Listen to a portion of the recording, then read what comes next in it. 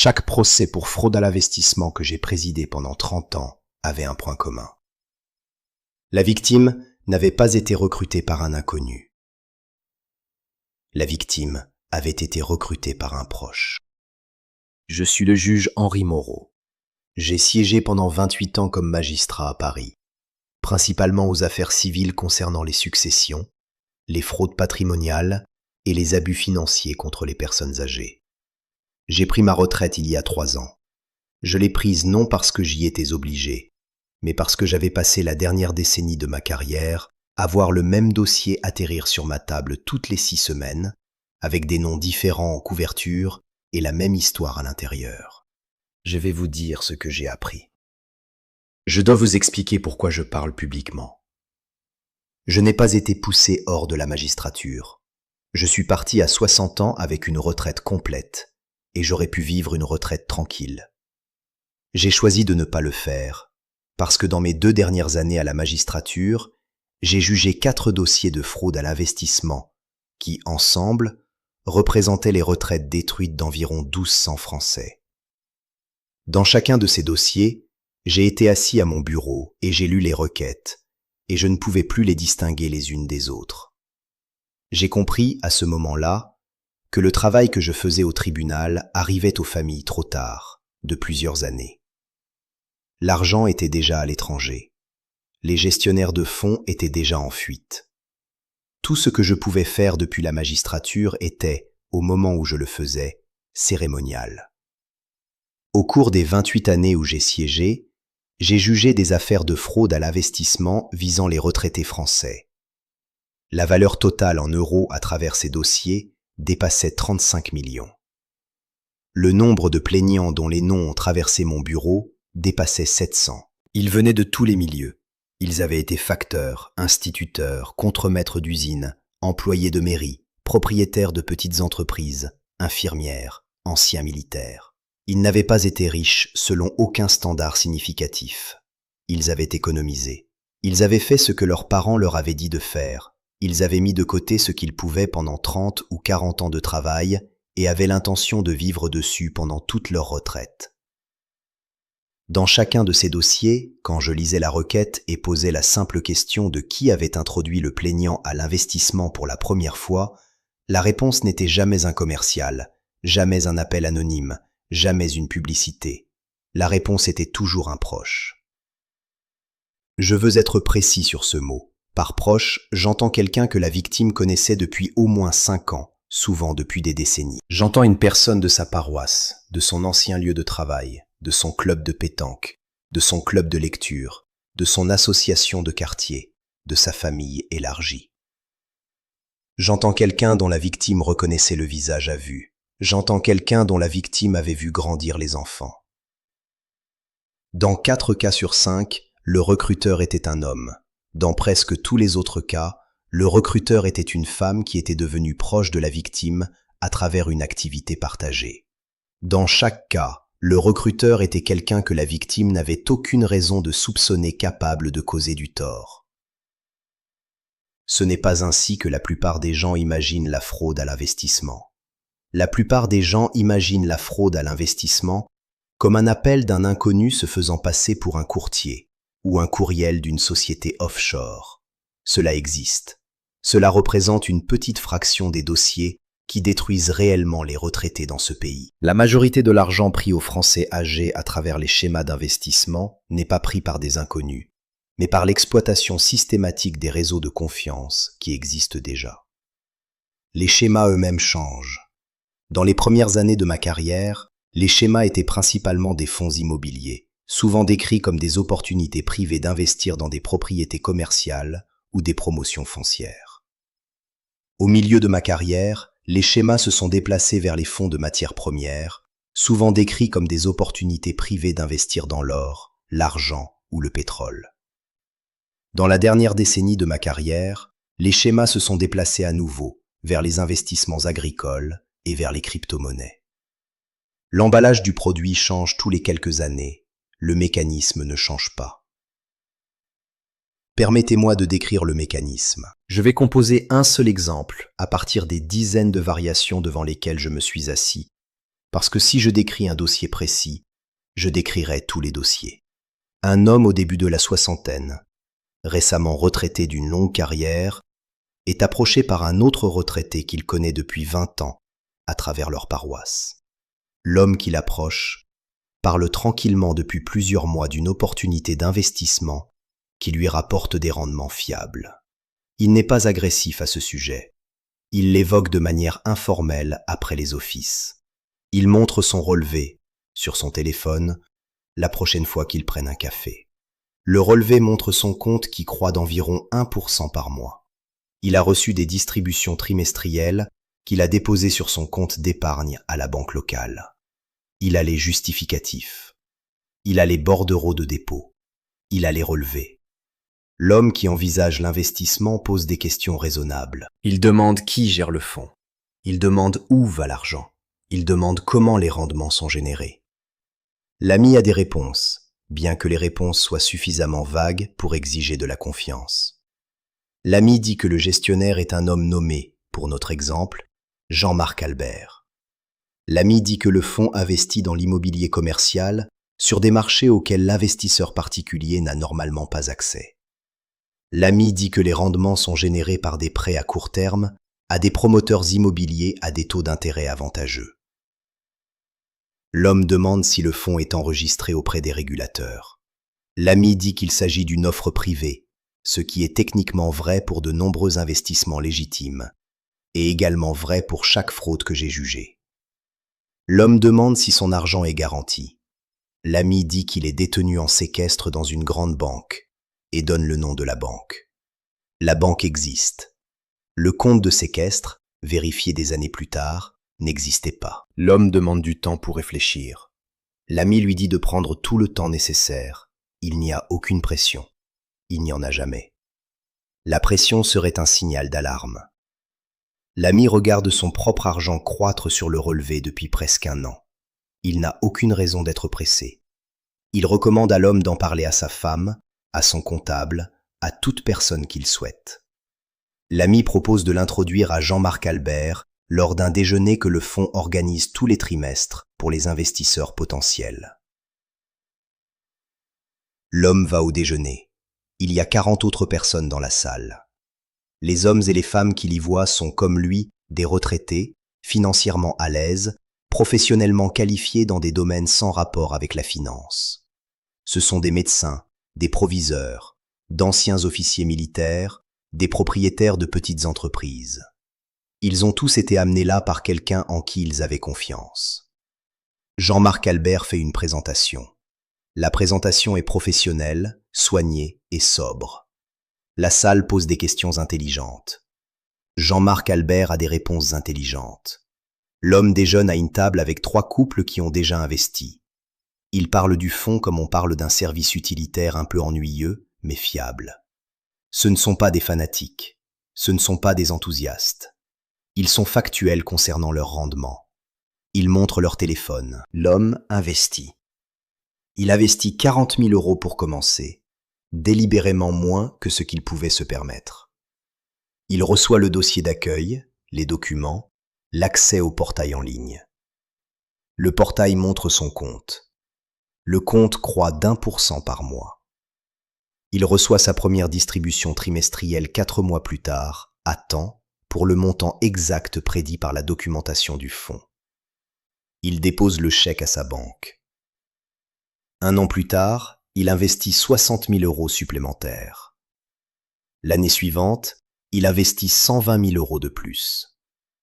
À la fin de sa 3e année comme investisseur, il a placé l'intégralité de son portefeuille de retraite dans le fonds. La plupart de ses amis aussi.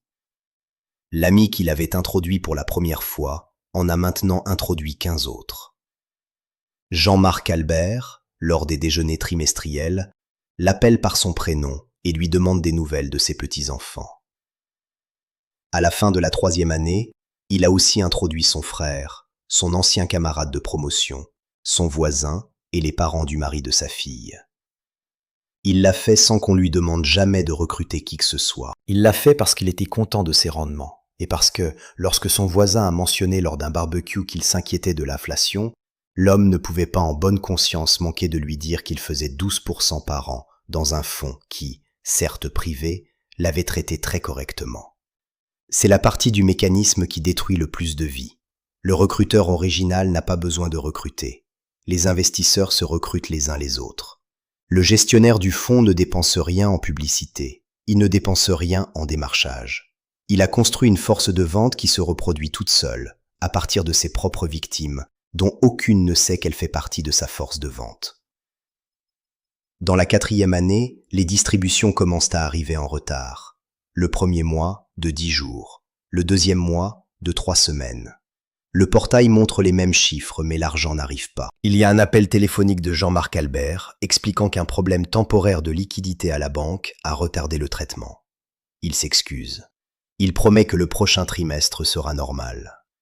Le prochain trimestre n'est pas normal. Le portail est mis hors ligne pour ce qui est décrit comme une maintenance système. Le site web affiche une page d'attente. Jean-Marc Albert ne répond plus aux appels. Au moment où la requête arrive devant ma chambre, l'homme a tout perdu. Ses amis aussi. Les amis de ses amis aussi. Le recruteur original a perdu autant que n'importe qui. Le recruteur n'est pas un criminel. Le recruteur est, en termes juridiques techniques, un témoin pour l'accusation. Il a investi en premier. Il a cru au fond. Il en a parlé aux personnes qu'il aimait. Il s'est maintenant tenu devant 100 amis et a expliqué qu'il était responsable de la perte de leurs économies de toute une vie, et beaucoup de ses amitiés ont pris fin. Il dépose plainte aux côtés des autres comme coplaignant. Il témoigne au procès. Il pleure à la barre. Je veux décrire le moment de la première rencontre, parce que c'est là que la confiance est transférée. Et c'est là que la décision est en fait prise, bien avant que l'argent ne change de main. L'ami qui recommande l'investissement n'est pas, à ce moment-là, en train de vendre. Il est en train de partager. Il partage parce qu'il croit avoir trouvé quelque chose d'utile, et parce que les gens partagent ce qu'ils trouvent utile avec ceux qu'ils apprécient. Le futur investisseur ne ressent aucun signal de vente. Il ne ressent que la sollicitude d'un homme qui a pensé à lui. La fraude commence avant la première transaction. La fraude commence par une conversation chaleureuse au café après les offices. C'est pourquoi les protections traditionnelles contre la fraude ne fonctionnent pas dans ce contexte. Vous ne pouvez pas vous protéger contre une vente que vous ne reconnaissez pas comme une vente. Vous ne pouvez pas demander un délai de réflexion à un ami qui ne vous demande rien. Vous ne pouvez pas signaler aux autorités un voisin qui vous a simplement parlé de son fonds. Le mécanisme de protection institutionnelle ne s'active pas parce qu'il n'y a pas, à ce stade, d'événement institutionnel. Il y a un café entre amis. Je vais vous décrire un dossier que j'ai jugé dans ma dernière année à la magistrature. Il y avait un couple, tous les deux au début de la soixante-dizaine, qui étaient membres réguliers d'une paroisse catholique dans une ville d'environ 30 000 habitants depuis 40 ans. La femme avait été infirmière, le mari avait été propriétaire d'une petite entreprise. Une femme qu'il connaissait à travers la paroisse depuis 30 ans, une veuve récente nommée pour notre exemple Élise Forestier, avait mentionné à la femme lors d'un petit déjeuner de la paroisse qu'elle recevait des rendements substantiels d'un investissement privé que son défunt mari lui avait recommandé avant de mourir. Le mari posa diverses questions à Élise au cours du mois suivant. Élise ne savait pas répondre aux questions techniques, mais proposa de les présenter au gestionnaire du fonds. Ils sont allés à la rencontre. Ils ont investi. Au cours des 18 mois suivants, ils ont placé l'intégralité de leur retraite, environ 280 000 €, dans le fonds. Le portail croissait d'1% par mois. Le fonds s'est effondré en octobre. Le compte d'Élise aussi. 14 autres membres de la paroisse aussi, tous ramenés à Élise. La paroisse s'est divisée. La moitié de ses familles est partie pour d'autres paroisses. Élise n'est pas revenue. Le curé m'a contacté après la conclusion du procès et a demandé, officieusement, si la paroisse aurait pu faire quelque chose. Il n'y avait rien à faire. La paroisse avait été le mécanisme, mais la paroisse n'avait rien fait de mal. Si vous regardez cette vidéo, je vous demande de la partager avec quelqu'un que vous aimez. Le schéma que je décris se produit, dans ce pays, aujourd'hui, dans des dizaines de schémas en cours qui ne se sont pas encore effondrés. Il y a des amis en ce moment qui montrent à d'autres amis les relevés, les portails, les distributions trimestrielles. Il y a des déjeuners qui ont lieu ce week-end.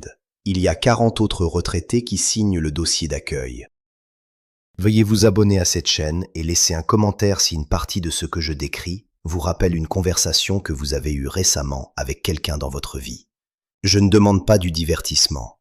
Je demande le commentaire parce que les commentaires font remonter cette vidéo à la prochaine personne qui a besoin de la voir.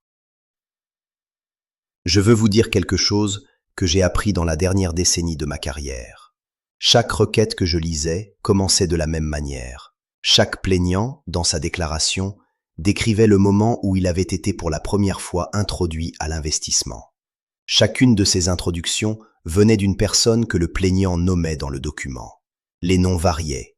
La catégorie de la relation était toujours la même. J'ai lu tellement de ces documents que, quelque part dans ma carrière, j'ai cessé de lire l'introduction. Je savais ce qu'elle dirait. Je lisais la date, le montant perdu et l'âge du plaignant, et je formulais une estimation de la relation du recruteur avec la victime avant de lire le paragraphe pertinent. Mon estimation était correcte dans plus de 90% des cas. Le recruteur était un proche. Je veux vous donner 3 règles qui, si vous vous en souvenez, vous protégeront vous et les personnes que vous aimez de presque toutes les variantes de ce schéma. Premièrement, lorsqu'une opportunité d'investissement vous parvient à travers un proche, considérez l'amitié comme une preuve de rien. Le fait qu'une personne en qui vous avez confiance recommande un investissement n'est pas une corroboration. Ce n'est pas une vérification préalable. Ce n'est pas un signal. La confiance que vous avez en cette personne et la légitimité de l'investissement sont des faits sans rapport. Les confondre est l'erreur qui détruit 700 portefeuilles par an dans les dossiers que j'ai personnellement jugés. Deuxièmement, chaque investissement légitime dans ce pays est enregistré auprès de l'AMF, l'autorité des marchés financiers. L'AMF maintient une base de données publique des sociétés et des conseillers en investissement enregistrés, et vous pouvez la consulter depuis n'importe quel ordinateur chez vous. Si l'investissement est décrit comme une offre privée, vous pouvez quand même vérifier l'enregistrement du gestionnaire en tant que conseiller en investissement. Si le gestionnaire n'est pas enregistré, ce n'est pas un petit détail à propos duquel se rassurer. C'est la réponse.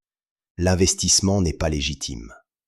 Troisièmement, si un quelconque aspect de l'investissement est décrit comme exclusif aux proches et à la famille, ou limité à un petit groupe, ou disponible uniquement à travers des connexions privilégiées, cette présentation est elle-même l'avertissement.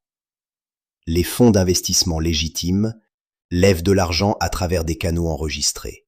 Ils n'ont pas besoin d'opérer à travers des réseaux de confiance.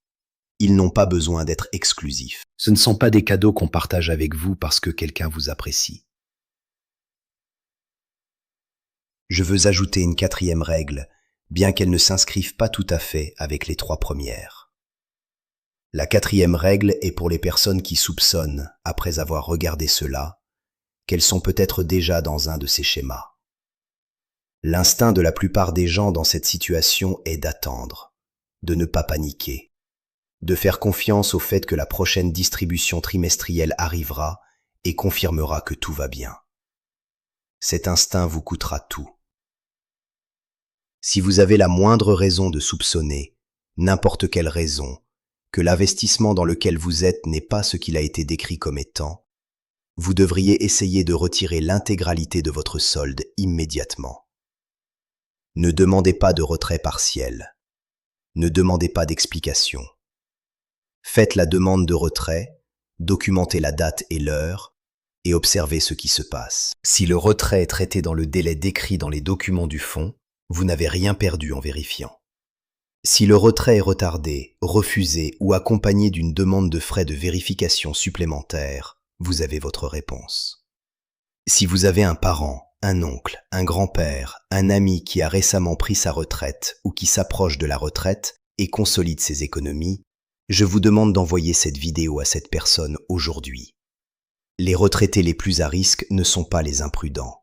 Les retraités les plus à risque sont les responsables qui ont fait ce que leurs parents leur avaient dit de faire et qui sont arrivés à leur retraite avec des économies à gérer pour la première fois de leur vie. Le schéma est conçu pour trouver précisément ces personnes.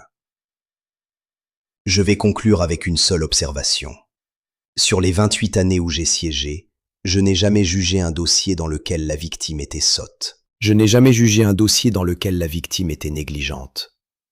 J'ai jugé des dossiers dans lesquels des adultes intelligents, instruits et prudents avaient été ciblés par un système qui avait été affiné pendant des décennies pour défaire spécifiquement leur raisonnement. Le système fonctionnait. J'ai condamné les personnes qui l'avaient construit. Je n'ai pas pu rendre l'argent.